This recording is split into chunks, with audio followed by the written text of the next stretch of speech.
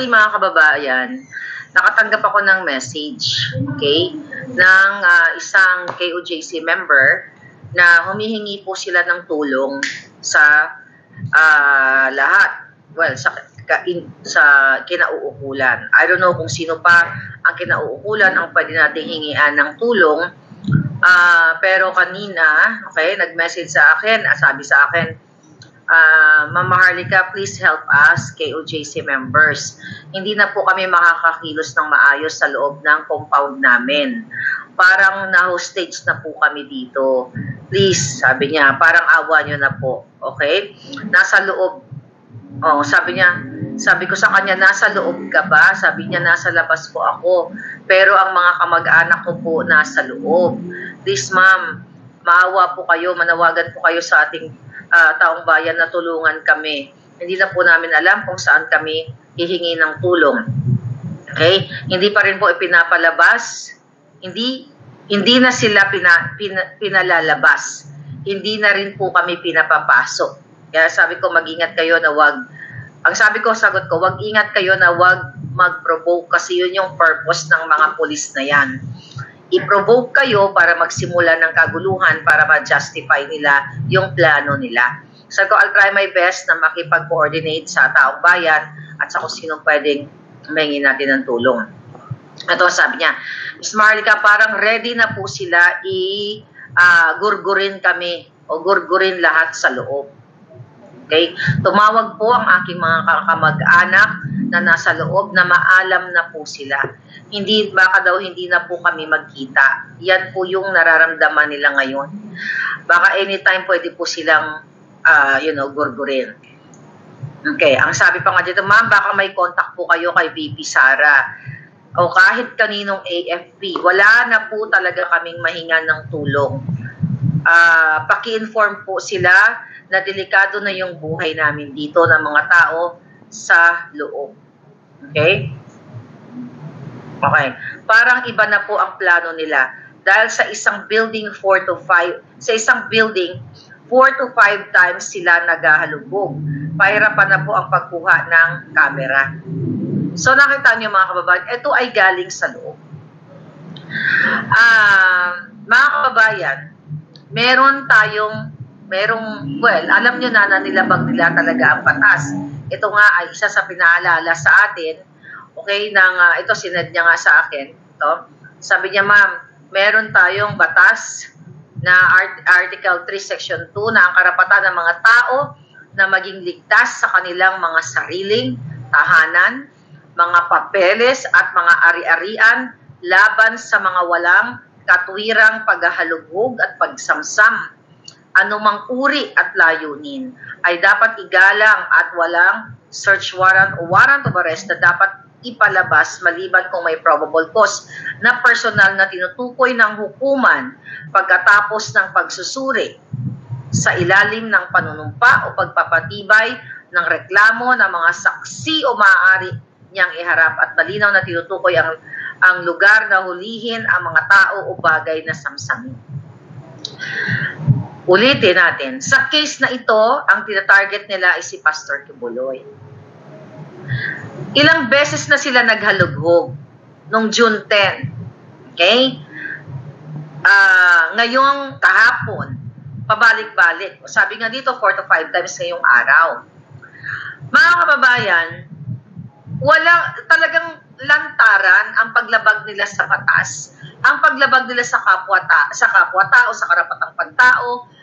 Yung mga nandoon sa compound na yun, sabi nga, mga namumuhay ng maayos. Mga bata, matanda, mga tao na katulad natin, kaya na may mga pamilya. Hindi nila nakita yung target nila. Pero binarikadahan nila dahil yun ang utos ni Lee Satanas at ni Bangag Jr. at ng mga kasabwat nila, yan si Tambalusos. Lahat sila kasi gusto nilang kamkamin yung pagmamayari ng KOJC. Hindi yan pagmamayari lang ni Pastor Kibuloy, pagmamayari ng mga miyembro dahil sila ay nakatira dyan. Okay? So yan ang kailangan maintindihan, and I hope yung mga taga Davao, simulan niyo po ang makiisa, whether you are INC Catholic, na damayan itong ating mga kapwa Pilipino. Dahil kitang-kita nyo ang paglabag, paglapastangan sa batas nitong mga pulis na ito, lalo na pinamumunuan ni Torre. Okay? Ni Diwata Torre. Wala na talagang saysay ang mamuhay sa Pilipinas kung ganitong klaseng gobyerno. Nag-cite pa nga siya ng isa pang article ng Constitution. Yan, sabi niya, ma'am, ito pa, walang batas na gagawin na magtatag ng reliyon o magbawal sa malayang pagsasagawa nito. Ang malayang pagsasagawa at pag-enjoy ng reliyong paniniwala at pagsamba ng walang diskriminasyon o pagpiling ay dapat palaging pahintulutan. Walang reliyong pagsusulit na dapat hingin para sa pagsasagawa ng mga karapatang civil o pampolitika. Walang pwedeng batas na gagawin, okay? Ang sabi dito, na pigilan nga itong pagsamba o pananampalataya bilang isang relihiyoso. Pero kasi nga, ang tinatarget nga nila si pastor. Isang tao lang ang kanilang tinatarget. Pero bakit sila naninira ng gamit? Bakit sila, at ang yung ginagawa nila illegal, wala nga silang search warrant, diba? In the past, wala silang search warrant, pinagsisira nila. Ngayon, okay, yung alias warrant nila, wala yung subject doon. So, ako wala akong magawa kundi, magbatid lang sa inyo ng informasyon, dahil kung meron man dapat ang may magagawin yan, kayo dyan na nasa Davao. Kaya di natin kung may update. Kinakabahan na itong ating mga kababayan. Okay? Okay. Executive, ito, may bago siyang message. Active. Okay? Si JP ito. Executive Minister namin kanina, pinagtulungan na po ng anti-riot police. Pati Executive Secretary namin, inisprehan ng mga pepper spray. Nakita niyo mga kababayan, tapos pinagbabawalan na ng camera. This is very bangag. This is very addictus benedictus. And I hope the people of Davao will help our kababayan, will help our KOJC members na bahain ninyo itong, yung kung saan nandoon yung mga pulis. Kasi sabi nga natin na mas makapangyarihan ang boses ng tao. Pigilan ninyo ang ginagawang pambabalahura, pambabasos o posibleng pagmasakir o pagkitil ng buhay ng mga inosente. Diba? Samantalang si Bangag Jr. na isang adik, na isang nagpoprotekta ng smuggler, ulitin natin, ang smuggler sindikato, si Lisa Matos mismo ay nangidnap ng tao, nangidnap ng mga bata, ay walang aksyon na ginagawa ito. Kayong mga AFP, kayong mga general na nakipagsabuatan, si Lisa Tanas sa inyo, bakit hindi po kayo umaksyon? This is the time now na kailangan tulungan ninyo to protect and serve the people. Nasaan yung inyong pangako? O gusto nyo mag-riot, magkagulo na lang ang Pilipinas, magdamatayan na lang ang mga tao, mga inosenteng mga bata? Yan ang gusto nyo dahil sa pagsunod ninyo dito sa benedictus na gobyernong ito? Yan ba ang gusto nyo gawin? Walang humpay ngayon. Kasalukuyang hinahalugog nila paulit-ulit. Okay? Paulit-ulit nilang hinahalugog, binabarikadahan. Wala yung subject nila doon. Anong kadyutahan yan? Wala na, binaliktad na nila pati mga drawer ng sapatos, pati manhole or, mga, anong tawag dyan, yung Poso Negro. Diba, sabi may na-detect daw siyang heartbeat itong si Torre, dapat na-shoot na lang siya dun sa Poso Negro. Kailangan na ng people power. Kailangan nyo nang mag-speak up. Umpisahan nyo sa Davao. Okay? Tapos itong mga hangalang, ito pa what do you call it? Like ang GMA. Okay? Yung kanilang balita ay may isang babaeng nagpupumilit na pumasok doon, di ba? Ganun ang balita nila. May isang miyembro ng KOJC na nagpumilit pumasok sa premises. Anong kaputahan yan, GMA? Putangin na nyo, hindi nyo man lang iulat yung tama. Ano nagpupumilit? Property nila yon, doon sila nakatira. Ano nagpupumilit? Ganun ang headline nila. So lumalabas na tama yung itong GMA at iba pang mga media, tama yung panghaharas, pagkikipit, pananakit nitong mga pulis na to. Kasi tinetwist nila yung balita eh. Isang babae nagpupumilit daw. Tingnan natin. Oh. Ang kanilang balita, nagpupumilit, talagang ipinipilit nila na ang may kasalanan pa yung mga nakatira doon. Nakita niyo kahayupan ninyo, GMA? Nakita ninyong pagiging walang kwenta ninyong mga balita na ayaw niyong iulat. Bakit nagpupumilit yung babae? Kasi doon siya nakatira. Saan siya? Saan siya matutulog? Sa kalsada at hayaan ninyong babuyin ng mga tiwaling pulis o yung mga bayaran ni Lisa itong ano ng mga bangag, utusan ng mga bangag. Hindi yung nakikita yung mga namatay, hindi yung nakikita yung mga nasaktan na hinaharas itong mga pulis na to. Wala kayong kwenta. Kaya dapat ka lamunin na kayo ng demonyo eh. Oh.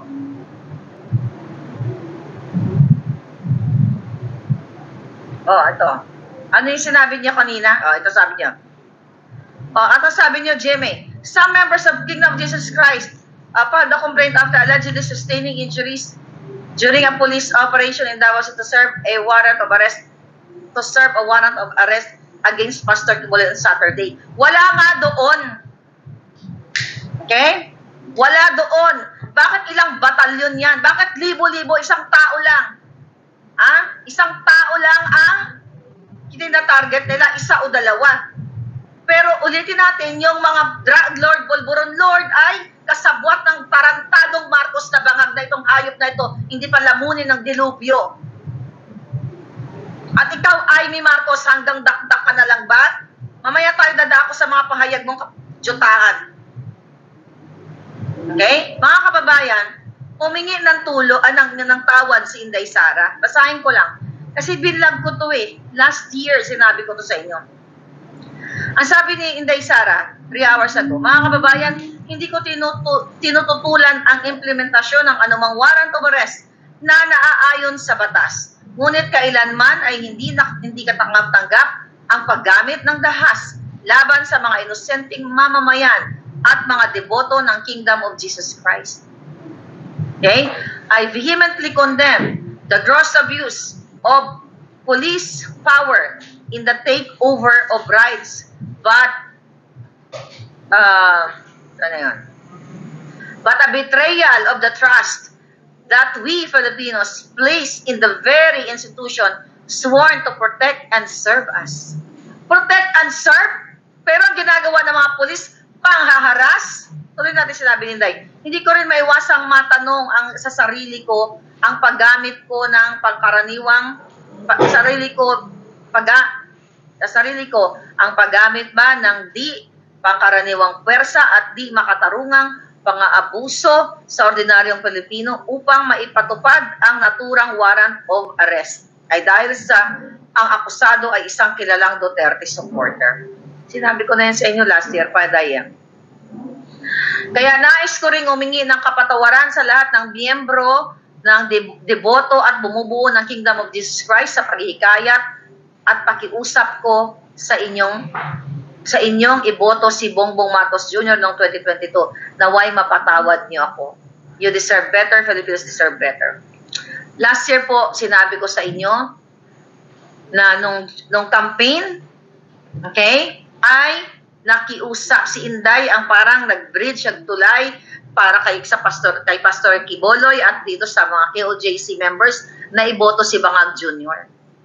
Sinabi na rin mismo ni Inday sa speech niya na pinuntahan siya ni Bangag Jr. at ni pambansang manggagamit na si Amy Marcos, pambansang mangga. Okay? Para iboto si Marcos Jr. sa pangako nila na ituloy ang mga magagandang proyekto na nasimula ng kanyang tatay. Okay? At sinabi ko sa inyo last year na hindi naman talaga yan sinusuportahan ng KOJC si Bangag Jr. dahil nga alam nilang addictus benedictus. Si Inday Sara, kaya alam ko sukdulan ang pagsisisi ni Inday Sara dahil siya ang lumapit kay Pastor Quiboloy na pinakiusap na bigyan ng platform si Bangag Jr. Remember the Okada debate? Okay? The Okada na may script yung ni Bangag Jr. Remember that? So, libre yun. Lahat ay ibinigay ng KOJC community, KOJC members. Libre dahil sa kasunduan na ipagpapatuloy po nila ang mga magagandang proyekto para sa ating bayan. Pero likas na taksil, traidor o lupong Satanas, Lucifer, itong putang inang Marcos Jr. na ito at ang asawa niyang Bartek, Bangag, kidnapper, smuggler, lahat na. Ano ba ang kasalanan ng KOJC members? Kaya abot hanggang sukdulan ang pagsisisi ni Inday Sara na in-endorse nila sa inyo. Dahil hindi rin na isip siguro ni Inday Sara na ito yung mangyayari sana. At kahit ako, di ba ako, 2022 pa lang, humingi na ako ng pasensya sa inyo. Kaya ako ay naging bukas ang aking mga mata at ang aking isipan na demonyo po ang sinuportahan.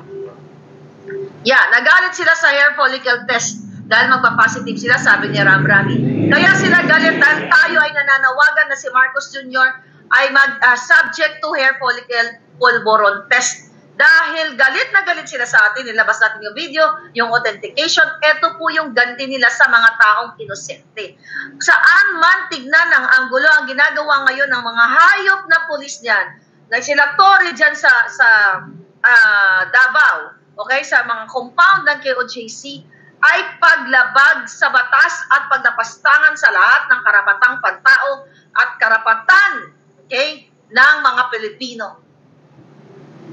Grabe ang ginagawa, kaya I hope may ginagawa yung yung ating mayor, governor, congressman ng Davao, ang mga Duterte, na you encourage the people para samahan yung KOJC.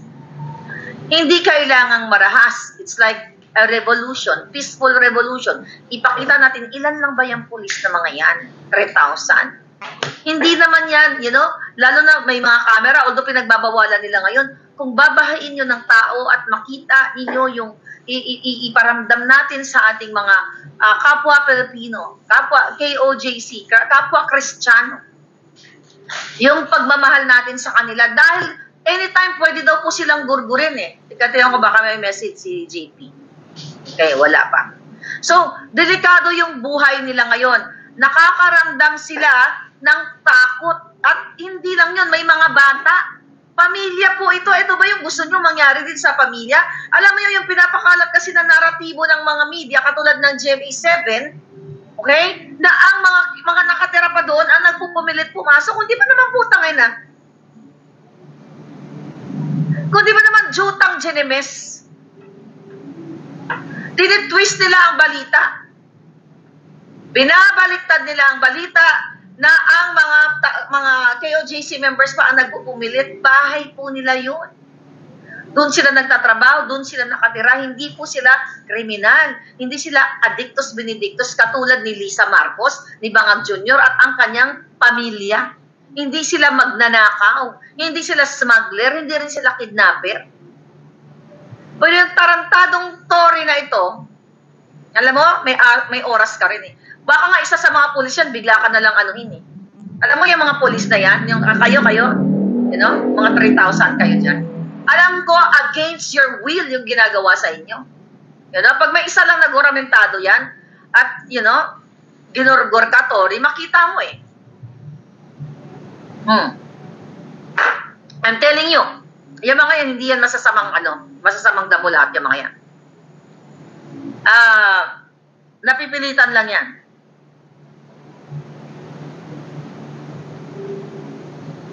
Ano ginagawa nila ngayon, mga kababayan?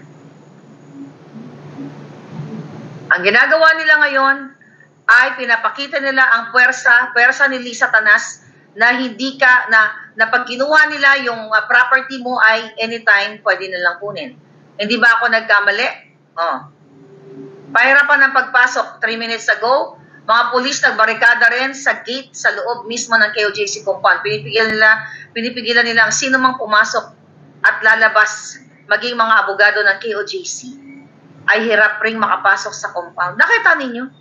Bakit nila pinipigilan? Pagmamayari ba nila? Meron ba doon mga terorista sa loob? Wala. Itong ginagawa, kailangan nyo na dyan sa Davao na umpisahan na harangin itong mga tarantadong ito na nilalabag ang batas. Sila dapat na nagpapatupad ng batas, pero sila ang lumalabag. Kaya dapat, kaya dapat talaga bumalik tayo sa barbaric, bato ba sa bato, ngipin sa ngipin. Kung pwede lang. Kasi walang gobyerno. Walang batas. Yung pera nyo nilalamo nila, ninanakaw nila. Diba? Tapos hindi kayo pinoprotektahan. Ito ba, pagpoprotekta ba to? Serve and protect ba to? Nakikita ninyo? Isang tao lang o dalawang taong hinahanap nila. Pero bubuisitin nila ang libo-libong na nakatira doon. Wala silang takot kasi nga ganito po ang epekto kapag bangag. Ganito ang epekto kapag ang iyong kapag ang tawag dito, ang namumuno ay adik. Sabi ni Ronnie A, "Hi Marlica, I'm watching here in Houston. I was born and raised in Davao City. KOJC people are good and law-abiding citizen. Grabe to sila, Tore, abuso and overkill na ginagawa nila." Yun na nga palangga, I met KOJC members at it doesn't matter if they are KOJC or what. Diba? Sabi ni Hakbang ng Maisog, Canada, Sandra, palabas lang yan para distraction. True. Kasi gusto nilang pagtakpan na si Bangag Jr. ay adik. At ito po, ulitin natin, siya ay authenticated. Na siya po talaga ito sa Amerika, yan dito pina-authenticate ko. Na si Bangag Jr. ay isang authenticated bangag. Kaya ito ang gusto nilang pagtakpan. Hinahamon ko sila. Ito na lang mga kababayan, di ba? Tinakot nila ako. Nakakasuhan nila ako dahil deepfake daw ito. That was July 21. Di ba? Napatandaan niyo, DND, NBI, PNP, ang mga gagong yan. Tinakot nila ako na makipag-ugnayan sila sa Amerika. Hanggang ngayon po, wala. Isang buwan na mahigit. Nakakasuhan daw po nila ako dahil nagpalabas ako ng deepfake na video.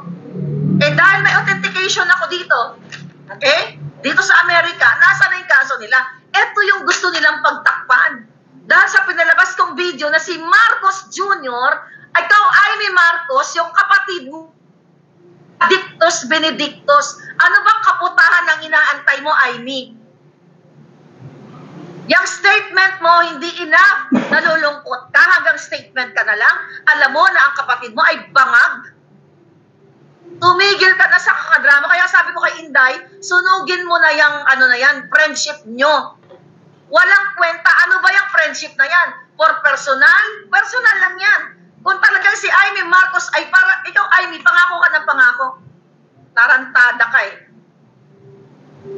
Kailan ka magsasalita na ang kapatid mo ay adik? Ha? Lumuhod-luhod ka sa mga Duterte para hindi isama sa narko ang iyong kapatid. Alam mo na ang sister-in-law mo ay humihigop, sumisingot ng mga pinagbabawal na pulburon. Puro ka personal. Ang sabi mo, magpapa-interview ka kay Mel Chanco. At sasabihin mo, yung ganito, ganyan, na yung kapatid mo ay ganyan. Asan na? Traidor ka. Kailan ka magsasalta pag gurgur na lahat ng tao? O vested interest? Kailan kayo magsasalita? Kaya kung narinig ako ni Inday, stop mo na yung pakikipagkaibigan mo dahil hindi to kaibigan. Ang kaibigan, unang-una dapat hindi traidor.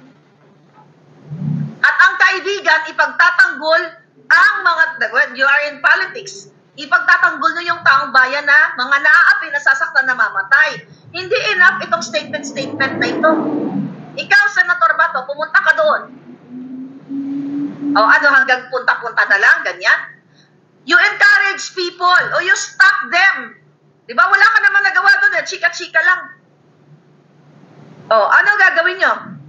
Pababayaan yung gurgurin ito, mga taong ito, mga inosenteng ito, na bumoto kay Bangag, gusto nyo ganon? AFP, ano ginagawa ninyo? Diba, may mga utak kayo? Utang na may mga medalya kayong mga nalalaman. Hindi nyo ba nakikita? Ito'y paglalapastangan sa karapatang pantao ng KOJC members. Hindi mo ba nakikita yan? O gusto nyo magkagulo ang taong bayan? Magdanak ng dugo? Gusto nyo yung mga ganon? Gusto nyo masaktan ang tao bago kayo kumilos? Sumusunod kayo kay Marcos Jr. na authenticated bangag. Ayan po, dito yan sa Amerika in-authenticate. And willing ang forensic expert to testify sa korte kung ako ay kasuhan ng DNDO ng di ba nga? O wala silang kinaso. Anong ibig sabihin? Takot sila. Hindi nga nila makakasuhan si Cathy Binag eh. Ito lang naman ang gusto nilang pagtakpan eh. Na si Marcos ay bangag. Utangin ng bangag yan. Demonyo ang nagpapatakbo sa inyo. Adik. Bata pa lang sumisingot na ng pulburon. Even ang mga kamag-anak niya, nagme-message sa akin na si Marcos Jr., ilang minuto na lang, mamamatay na yung tatay na nagbabangag pa, hinahanap pa yung hayop na yan. Kaya talagang niloko tayo. You have to do something, people of Davao City. Do something, pigilan niyo itong mga hayop na ito. Lalo na yung Tory na dahil hindi naman yan gagalaw kung hindi inutos ni Lisa Marcos bangag, kidnapper, at diktador.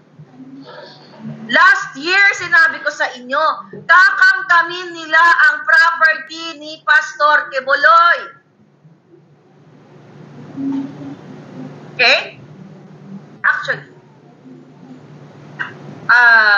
yun talaga, ang nakarating lang sa akin from Puting Ahas, natatargetin ang mga kaalyado ni Pangulong Duterte. Okay? But that's coming from my mind during that time. Walang nagsabi sa akin Puting Ahas, actually nakamkamin eh. Talaga nakamkamin nila. Dahil sa ginagawa nito mga bangag na ito, talagang naiisip ko na, although may mga nagsasabi din na, baka kamkamin. Pero yung confirmation talaga, na sabi ko kakamkamin talaga ng mga hayop na ito. Dahil sa ginagawa nila Lisa Tanas, na walang habas, na magnakaw, mangamkam, lahat, gagamitin ang kapangyarihan ng pag-aabuso ng batas para talagang kunin ang gusto nila. Imagine nyo mga kababayan, yung kanilang mga inupo. Less than a year, di ba sinabi ko, nagpatayuan, bumili ng mga bahay sa Forbes Park, sa Alabang, kung saan-saan pa. Kaya kawawa talaga kayo. Ngayon, dahil naglabas ako, yung authenticated bangag, ayan ano yan mga kababayan? Authenticated bangag. Okay? Naglabas pati ako, itong information na ito, nagaling din sa Bureau of Customs, okay? Ito, na-share na natin yan, na sinulatan. Ito, sinulatan ng Office of the Bangag. Lahat, di ba? Na ang pagdanakaw dyan sa Bureau of Customs sa pagsismuggle, na ang involved ay yung Julian Cuevas at iba pa. Okay? Na hindi din nila pinag-uusapan to. Pinagtatakpan nila yung mga big time na pangyayari, big time na sindikato na ginagawa nila sa gobyerno. 3 billion dyan sa Bureau of Customs, sa DA, sa kung saan-saan pa. Pinagtatakpan nila dito sa raid na to. Pero hindi po nila pwedeng ikubli mga kababayan. Nasaan na yun? Okay? Okay.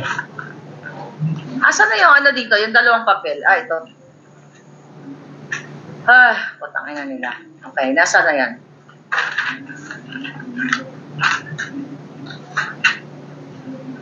Hindi nila pwedeng itago, mga pablangga. Di ba? Ang ginigit nila, tenga yan. Hindi nila pwedeng itago. Ito mga kababayan, by the expert yan. Nakita nyo yan? Nakita nyo yan? Itong papel na to. Hindi nila pwedeng i-debunk ito dahil po ito ay galing sa forensic expert. So hindi nila ma-debunk to palangga itong papel na hawak ko.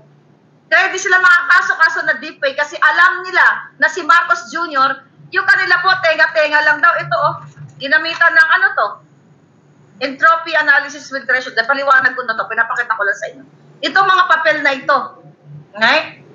Nakatunayan dito sa Amerika na si Marcos Jr. ay isang addictus benedictus. O sasabihin niya, ito ay Korean daw itong nasa picture. Then I challenge them.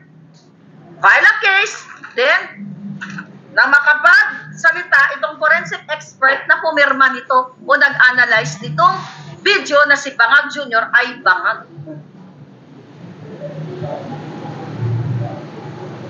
Okay? Okay.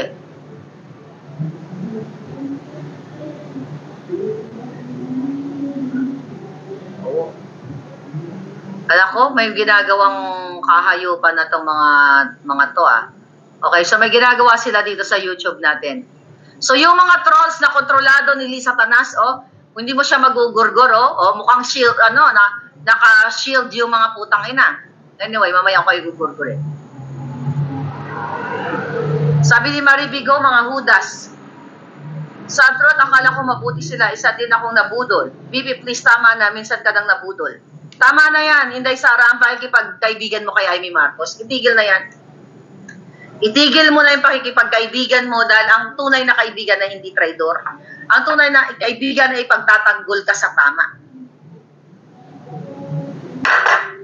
Demonyo po ito mga ito. Sabi ni Chef, hindi na uubrangin sa dapat diretso na sa Malacanang. I'm looking forward na, na dumating yung point na yan. Pero sa ngayon, punta kayo ng Davao. Alalayan nyo yung ating mga palangga doon. Tignan mo, epekto sa, ito mo, spray nila, ito sa pulso ng bayan, ito mga hayop na to. Nakita nyo yan? Nasaan? Well, nasaan na yung tagapagtanggol ng bayan? Nanghihingi po, kayong mga taga-AFP, taga-Amari, nanghihingi ng tulong sa inyo. Ito, bago. Hindi na po kami pinapayagan na magsimba. Linggo po ngayon dito sa Pilipinas.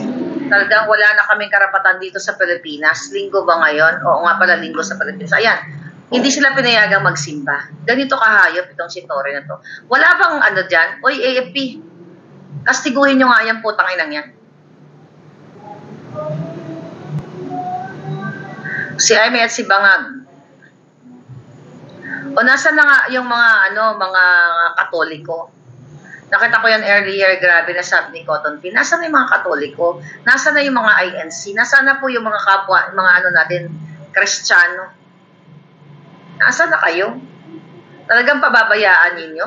Pababayaan ninyong gurgurin itong mga kababayan natin?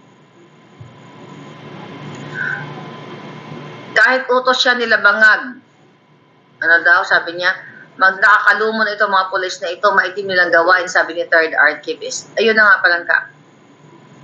Sapagkat dadali ng Diyos, bawat gawa sa kahatulan, pati ng bawat kubling bagay, maging ito ay mabuti o maging ito ay masama. Sabi ni Nelson Paloma, siya ng verse ng Bible.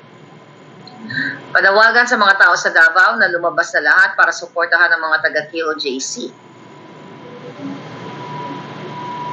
Gusto nila mag-civil war ng Bangag na gobyerno, pero manatili sila sa pwesto. Nagmamanipula kasi yan na US. Kasi nga may mga nakasuot pa, may mga US flag, yung mga nandoon na ibang mga polis. I don't know kung anong purpose ng mga yan, bakit may ganon. Sabi ni Ronald Vicente, di magsasalta yan si Amy Marcos na yan kasi Lacson siya. Anak na, may lumalabas na anak siya ni Lacson, hindi niya kapatid si Bangag. Mga taga Davao, kumilos na kayo. Baril lang ang kailangan ng taong bayan para lumaban sa gobyernong Bangag na ito. Sabi ni Jay. Malaki ang kasalanan ng mga media dahil nagpagamit sila sa administrasyon. Actually, masahol pa to sa yung nangyayari ngayon. Ang sabi ng mga nabuhay noong panahon ng martial law, masahol pa raw ito sa martial law ni Marcos Sr. Okay? Lead us. Sabi ni Ana Rose, BP Sara, yung lead us will follow. Di ba sinabi ni Inday Sara na gagamitin niya yung kanyang pagiging vice president o ang kanyang posisyon para mag-lead, para tulungan ng mga taong bayan? I think sinisimulan na niya. Kawawa yung mga tao talaga. Okay? Kawawa yung ating mga kababayan na patuloy na nasasaktan ngayon. Grabe ang ginagawa nila. Tingnan natin. Ngayon pinagbabawalan nilang pumasok. Martial law. Yeah, martial law na talaga ang ginagawa nila. Ang sabi ng SML, the kingdom of Jesus Christ religious compound remains under siege by thousands of police. led by Police Brigadier General Nicolas Torre, supposedly to serve arrest warrants to Pastor Kibuloy and four others. This situation has left the compound's residents feeling harassed, stressed, and disturbed, while many police officers are sprawled on the ground, lying and sleeping, which contradicts their claims of a security threat in the area. Tingnan mo, may security threat tapos natutulog sila. Diba? Nakahandusay sila doon dahil pagod na pagod sila. You have to do something. People of Davao City, you have to do something. Pakiramdam ngayon ng mga KOJC members ay anytime pwede po silang gurgurin. Ano ginagawa nyo? Tatahimik na lang kayo. Pababayaan nyo na lang to. Dahil sa pagiging bangag ni ano na to. Sabi ni Ronnie, ginugulo nila ang Davao City. Napaka-peaceful. Masalamat kami kita yung sa nagawa niya. Kung walang Duterte, ay nako, sabi niya, grabing inti at magulo ang lugar namin. I asked my relatives na umalsa sila. Tulungan ninyo ang yung mga taga Davao, nadamayan ninyo ang ating mga KOJC members. Kausapin niyo sila, kasi pag marami na, hindi naman, ako naniniwala ako na yung mga pulis dyan, na karamihan yan, hindi yan mananakit. Nag-ano ng kay Torre kasi yan eh. Kasi inuutusan kasi ni Satanas at ni Bangag Jr. Imagine yung mga kababayan, habang pinapahirapan nila itong mga kapwa niyo Pilipino, si Bangag, ayun, nagbangag na naman doon sa Batangas. Suminghot na naman ang pulburon. Nag-addict na naman sila. Ganon ang buhay. Sabi ko nga, ganon yung bansa na gusto ninyo, na ang presidente ninyo ay anytime pag gusto niya magbangag siya. Tapos anytime kung gusto niya lusubin ang inyong mga bahay, lulusubin nila. Anytime kung gusto nilang nakawin ang inyong mga ari-arian, gagawin nila. Worst ang ginagawa ng mga ito. Magbabayad tong lahat ng mga ito. May katapusan din niyang lahat ng yan. May hangganan, sabi ni Jose Napa.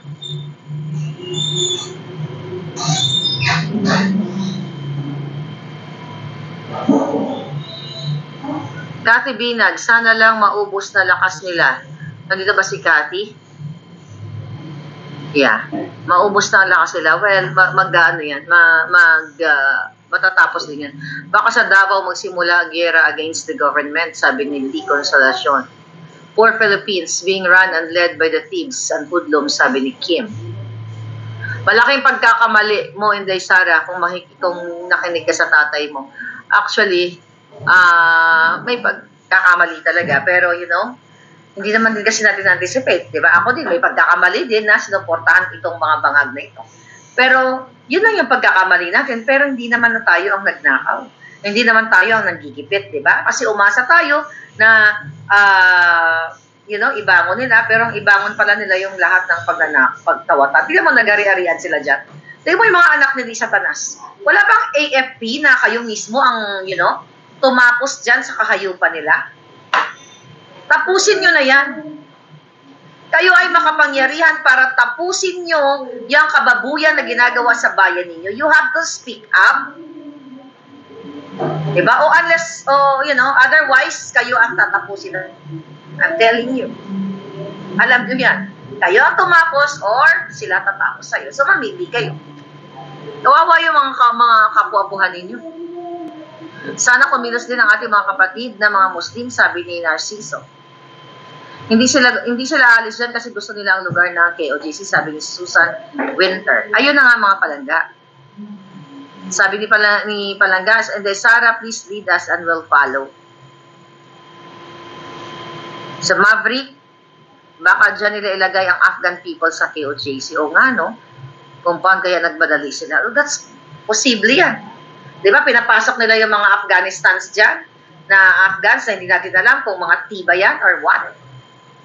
That's, good comment yan, Maverick, pag ganyan ang mangyari, do or die na lang yan talaga. People should do something. Speak up. Mahirap ang samahan ng adik. Andito pala si Miss Cathy. Ayan. Mahirap ang samahan ng adik. Ayan, tignan ninyo. Kasi gusto, di ba, nag-viral si Cathy. Dahil nga adikto si Bangag Jr. O gusto nilang pagtakpan yan. Ayan, nasa Pilipinas. Ayaw nilang kasuhan kasi matatalo sila. Dahil palulunukin sila ng mga ebidensya. Okay? Palulunukin mga ng $150 ang mga hayop na yan. So, hindi nila makasukasuhan yan. Imagine mo, yan, babae. Ako, nagsabi dito, hindi nila makasukasuhan na deepfake daw. Diba? Puro lang paninindak, pananakot yung mga hayop na yan. Yung mga nandyan sa Pilipinas, na mga vulnerable or mga walang kalaban-laban, yun ang gusto nilang gipitin. Monitor lang natin palangga kung ano nangyayari sa loob.